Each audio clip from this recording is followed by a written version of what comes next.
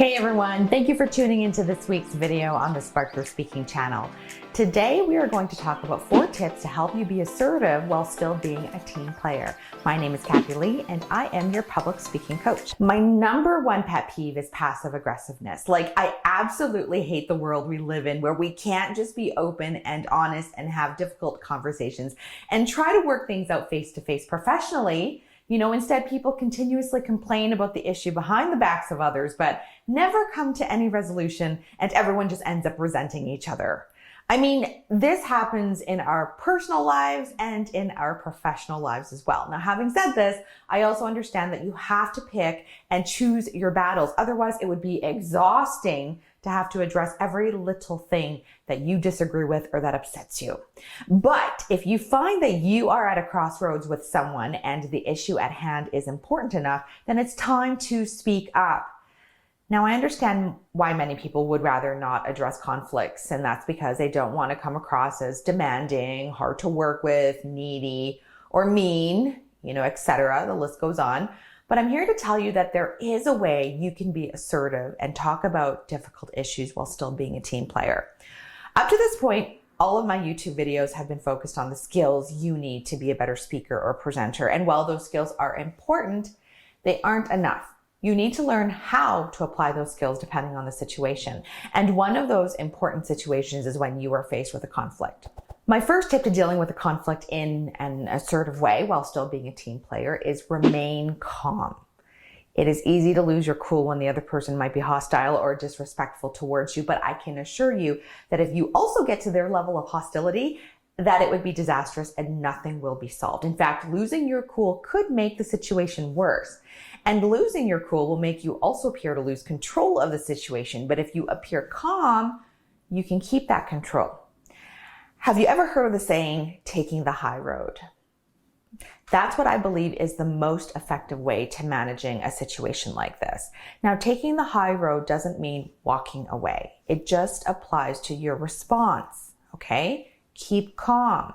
While you are keeping calm, now it's time to be firm and articulate how you feel. This is tip number 2, okay? This is where your public speaking skills will come in handy. You need to be clear and concise about how that other person is behaving, and you need to deliver it in a calm but firm way. But the important thing to remember is not to be disrespectful or be degrading to the other person.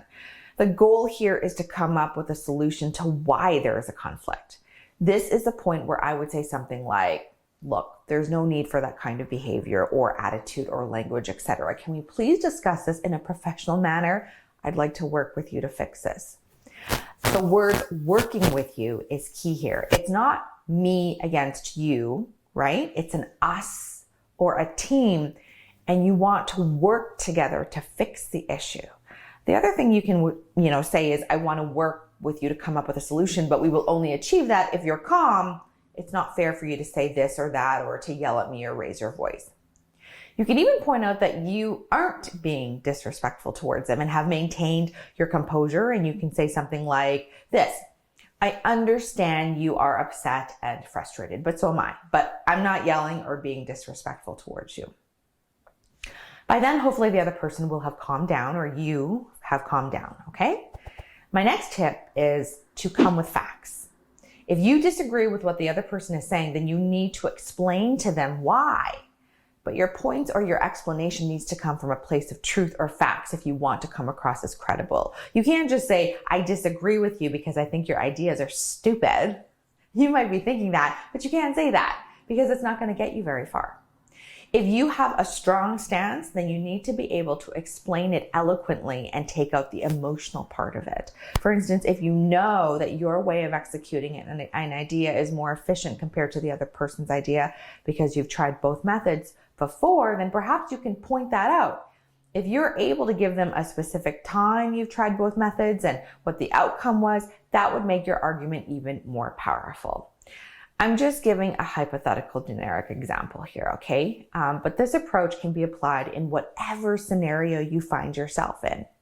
Just back up your argument with facts. Now, just because your argument and facts are strong doesn't always mean that that will be the end all be all solution. You need to have an open mind about this, right? This is about teamwork. It's not about winning a contest. Now, before we get to my fourth tip, I just want to say thank you again for learning with me and getting this far into the video. I really appreciate it. Remember to join our public speaking community, right? You can hit the subscribe button below. You do that and you will continue to get weekly public speaking and training videos. I don't want you to miss out, so go ahead and subscribe. All right, to my fourth tip for how you could be assertive while still being a team player is being inclusive. If your idea or thought or process seems like the logical choice over the other person, then hopefully that will be it and the problem will be resolved. But if the other person still believes that their idea is the best choice, then this is where you both need to work together to find a middle ground, okay?